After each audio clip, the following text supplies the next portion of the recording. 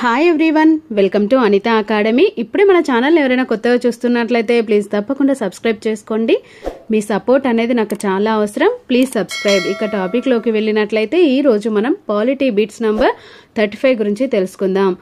ఇక్కడ మీరు PG entrance ఎవరైనా పొలిటికల్ సైన్స్ రాస్తూ ఉంటే కనుక ఈ పాలిటీ బిట్స్ అన్ని ఫస్ట్ నుంచి 35 వరకు కంప్లీట్గా చూడండి. మీకు చాలా చాలా యూజ్ అవుతాయి.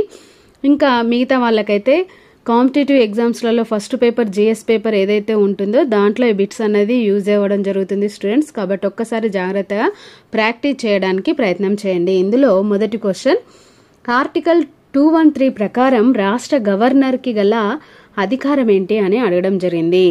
మరి ఈ ఆర్టికల్ 213 ప్రకారం గవర్నర్ ఆర్డినెన్సుల్ని జారీ చేయడం జరుగుతుంది. కాబట్టి ఆప్షన్ బి అనేది కరెక్ట్ ఆన్సర్ అవుతుంది. నెక్స్ట్ క్వశ్చన్, ఒక బిల్లు ద్రవ్య బిల్లా కాదా అని నిర్ణయించేది ఎవరు అని అడగడం జరిగింది. ఇక్కడ ద్రవ్య బిల్లు అవునా కాదా అని నిర్ణయించేది ఎవరు అని అంటే లోకసభ స్పీకర్ మాత్రమే ఆ బిల్లు ద్రవ్య బిల్లా కాదా అనేది నిర్ణయించడం జరుగుతుంది. ఆప్షన్ బి అనేది కరెక్ట్ ఆన్సర్. ఇది వెరీ వెరీ ఇంపార్టెంట్ క్వశ్చన్. చాలా చాలా ఎగ్జామ్లలో అడగడం జరిగింది కాబట్టి క్లియర్గా గుర్తుంచుకోండి.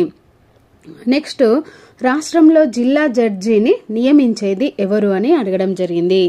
మనకు ఇక్కడ చూడగానే జిల్లా జడ్జి అనగానే హైకోర్టు ప్రధాన న్యాయమూర్తి వైపు పోతుంది. కానీ రాష్ట్రాల్లో జిల్లా జడ్జిని నియమించేది ఆ రాష్ట్రానికి సంబంధించిన గవర్నర్. కాబట్టి ఆప్షన్ బి అనేది కరెక్ట్ ఆన్సర్. ఇక్కడ ఇది కూడా ఈ అంశాలని కూడా క్లియర్గా గుర్తుంచుకోండి. నెక్స్ట్ క్వశ్చన్, పంచాయతీ సమితి సభ్యులను ఎవరు ఎన్నుకుంటారు అని అడగడం జరిగింది. మరి ఎవరు ఎన్నుకోవడం జరుగుతుంది? ఇక్కడ ఆప్షన్స్ చూసుకున్నట్లయితే ప్రజలే ప్రత్యక్షంగా అని ఇవ్వడం జరిగింది, ఇంకా పంచాయతీ సభ్యులు ప్రత్యక్షంగా అని ఇవ్వడం జరిగింది, గవర్నర్ నామినేట్ చేస్తాడు అని ఇవ్వడం జరిగింది, లేదా పార్టీ అధ్యక్షుడు నామినేట్ చేస్తాడు అని ఇవ్వడం జరిగింది. మరి పంచాయతీ సమితి సభ్యులను ఆ గ్రామ ప్రజలే ప్రత్యక్షంగా ఎన్నుకోవడం జరుగుతుంది. ఆప్షన్ ఏ అనేది కరెక్ట్ ఆన్సర్. ఇక్కడ ఎలాంటి కన్ఫ్యూజన్ లేకుండా క్లియర్గా గుర్తుంచుకోండి. నెక్స్ట్ క్వశ్చన్, భారత రాజ్యాంగంలో పౌరసత్వానికి గల ఆర్టికల్స్ ఏవి అని అడగడం జరిగింది. మరి మన కాన్స్టిట్యూషన్లో పౌరసత్వానికి గల ఆర్టికల్స్ ఏంటి ఏవి అంటే ఆర్టికల్స్ 5th నుండి 11th వరకు గల ఆర్టికల్స్ పౌరసత్వం గురించి వివరించడం జరుగుతుంది. ఆప్షన్ ఏ అనేది కరెక్ట్ ఆన్సర్.